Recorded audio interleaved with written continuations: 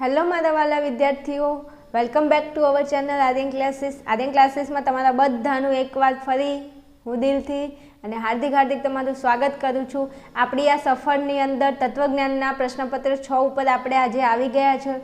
સફળતાપૂર્વક આપણે બધા પ્રશ્નપત્ર પૂરા કર્યા છે. વિદ્યાર્થીઓ, તમે જોયા ના જોયા હોય તો એકવાર ફરી જઈને જોઈ લેવા. દરેક વિદ્યાર્થી તત્વજ્ઞાનની અંદર વિભાગે 20 માર્ક્સનો પૂછાય છે.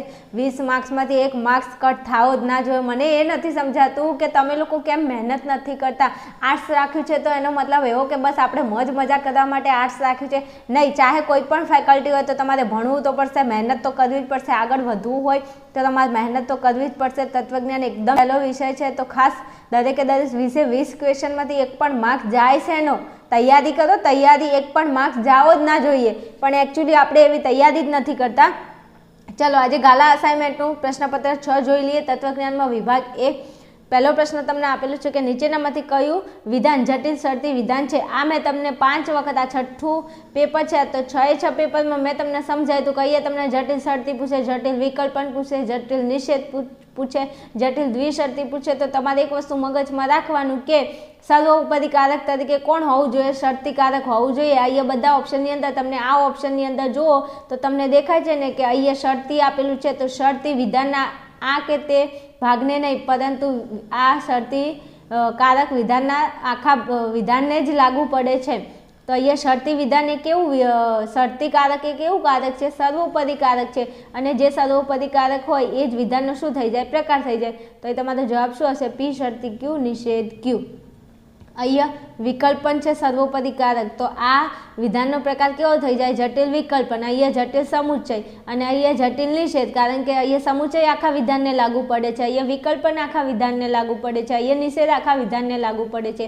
તો જે કારક આખા વિધાનને લાગુ પડતું હોય એ કારક જ એનો પ્રકાર થઈ જશે. પ્રકાર આવી રીતે શોધાય. ચલો પછી આગળના પ્રશ્ન ઉપર જઈએ કે નીચેનામાંથી દલીલ માટેનું રૂપ ઓળખાવો. તો અહીંયા જુઓ, દલીલ માટેના રૂપમાં અહીંયા તમને ક્યાંય તેથી નથી, તો આ બંને તો ઓપ્શનમાં ગયા. હવે અહીંયા તેથી આપેલું છે, નિષેધ પી તેથી ક્યુ, પણ અહીંયા જુઓ પી એ પરિવર્તીના રૂપમાં છે અને અહીંયા ક્યુ એ તમને કેવી રીતે આપેલું છે? દેખાય છે? હા, તો આ અચલ આપેલું છે અને રૂપની અંદર ક્યારે પણ અચલ ના આવે. રૂપ એ શેના માટે હોય? તો રૂપની અંદર કયા અક્ષરોનો ઉપયોગ થાય? તો કે પરિવર્તીઓનો ઉપયોગ થાય. તો જુઓ નિષેધ પી માટે ક્યુ દેખાય છે? તો કે હા, તો નિષેધ પી માટે ક્યુ આ તમારો શું આવશે? જવાબ આવશે. ચલો પછી આગળ તમને ત્રીજા પ્રશ્નની અંદર એવું કહે છે, જુઓ દેખાય છે? હા દેખાય છે ને. જો પી શરતી ક્યુ અને ક્યુ શરતી આર એ બે વિધાનો આપેલા હોય તો તેમાંથી કયા વિધાનને નિષ્પન્ન કરી શકાય? વિદ્યાર્થીઓ જરા ઝૂમ करके देखो, यहाँ पे कुछ नियम दिखा रहा है. कौन सा नियम दिखा रहा है? तो यहाँ पे एचएस का नियम और नियम को याद करो तुम. तो क्या पी शर्ती क्यू, क्यू शर्ती आर, तो पी शर्ती न आर. तो કે હા હો, નિયમ જ છે. જો પી શર્તી ક્યુ, ક્યુ શર્તી આર, પી શર્તી ક્યુ, ક્યુ શર્તી આર, તો કયા વિધાનને નિષ્પન્ન કરી શકાય? તો પી શર્તી આર. જવાબ શું આવશે? પી શર્તી અને આર. ચલો પછી જુઓ ચોથો ક્વેશ્ચન. તો એકદેશી નિરુપાધિક સંવિધાનોમાં ઉદ્દેશ્યપદ કયા પ્રકારનું હોય છે? તો એકદેશી નિરુપાધિક વિધાનોમાં ઉદ્દેશ્યપદ કેવું હોય છે? તો કે અવ્યાપ્ત હોય છે. તમને કોઠો આપેલો છે સરસ મજાનો, એકવાર જોઈ લેજો. ચલો પછી 5મો ક્વેશ્ચન. તો જે.એસ. મિલે પ્રાયોગિક અન્વેષણની કેટલી રીતિઓ આપી છે? તો આપણને ખબર છે કે જે.એસ. મિલે કેટલી રીતિઓ આપી છે? 5 રીતિઓ આપી છે. ચલો આગળના પ્રશ્નમાં જઈએ. ચલો 6થો ક્વેશ્ચન.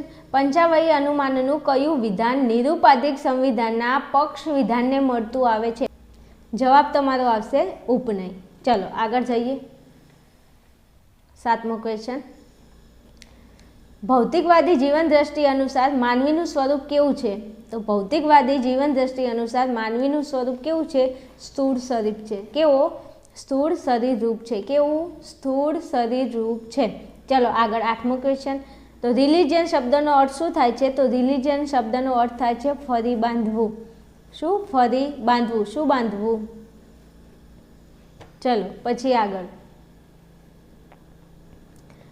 9મા ક્વેશ્ચનમાં જગતના વિદ્યમાન ધર્મોમાં અર્વાચીન ધર્મ કયો?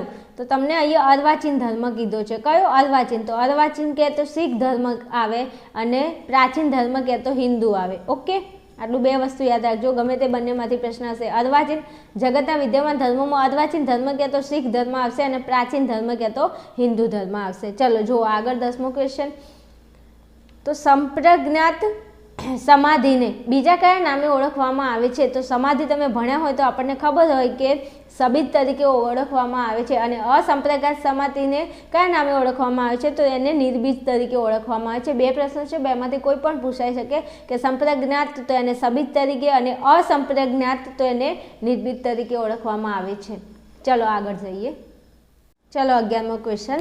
જો જટિલ સંયુક્ત વિધાનમાં 2 સાદા વિધાન હોય તો સત્યતા કોષ્ટકમાં કેટલી હરોળ હોય?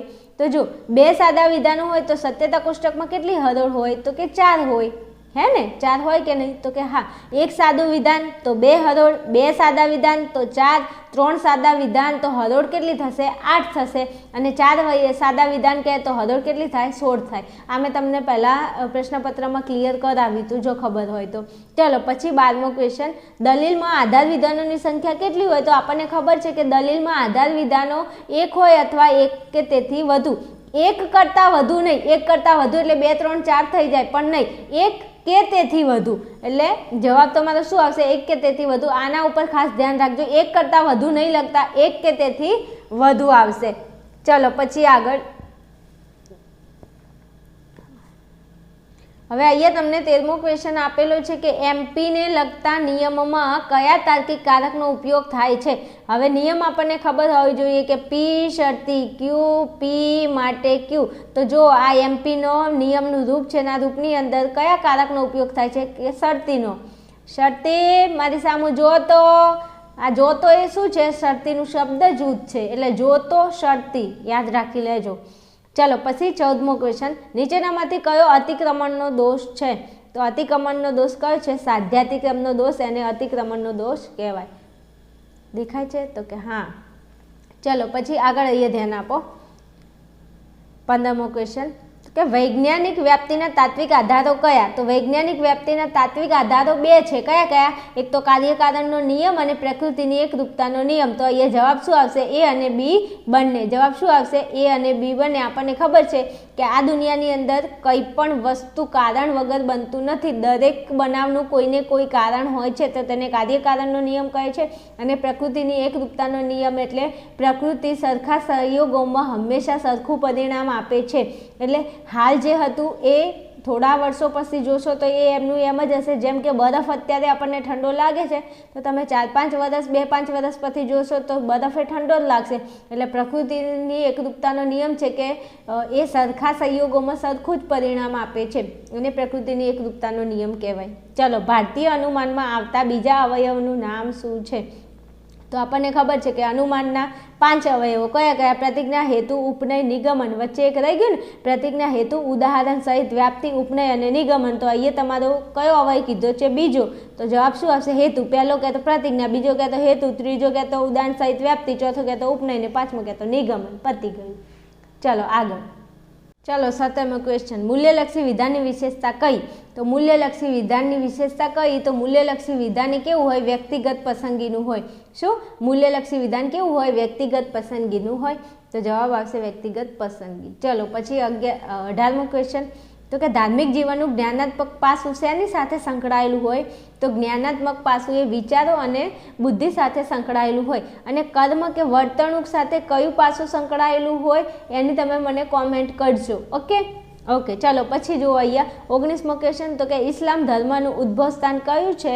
તો ઇસ્લામ ધર્મનું ઉદ્ભવ સ્થાન કયું છે? અરબસ્તાન. કયું? અરબસ્તાન. બીજું આ ઈરાનની અંદર કયા ધર્મનો ઉદ્ભવ થયો છે? જાપાન. અને ભારતમાં કયા ધર્મોનો ઉદ્ભવ થયો છે એ તમે મને કોમેન્ટમાં જરૂરથી જણાવજો. ભારતમાં 4 ધર્મો છે, ખબર છે ને? તો કે હા ખબર છે, તો જણાવો. ચલો ફટાફટ કોમેન્ટ કરો. ચલો પછી 20મો ક્વેશ્ચન. અષ્ટાંગ યોગનું અંતિમ સોપાન કયું છે? તો આપણને ખબર છે કે અષ્ટાંગ યોગના કેટલા અંગો? 8 અંગો. કયા કયા? તો પહેલાં આવશે યમ, નિયમ, આસન, પ્રાણાયામ, પ્રત્યાહાર, ધારણા, ધ્યાન અને સમાધિ. તો છેલ્લું એટલે અંતિમ સોપાન કયું થાય? તો કે સમાધિ. મારો જવાબ શું આવશે? સમાધિ. ઓકે, હવે વિદ્યાર્થીઓ જો આપણે આજે પ્રશ્નપત્ર 6 વિભાગ એ બધા જ પૂરા કરી દીધા. પ્રશ્નપત્રના વિભાગ એ. હવે તમારી ઈચ્છા હોય કે વિભાગ બી ભણવો છે, વિભાગ બીમાં તકલીફ પડે છે, એનું સોલ્યુશન જોવે છે, તો આ વિડીયોની કોમેન્ટની અંદર જણાવજો કે વિભાગ બી અપલોડ કરો તો 100% કરીશું. ઓકે, ચલો મળીશું એક નવા વિડીયોમાં. ત્યાં સુધી જોતા રહો આર્યન ક્લાસીસ. જય હિન્દ, જય ભારત.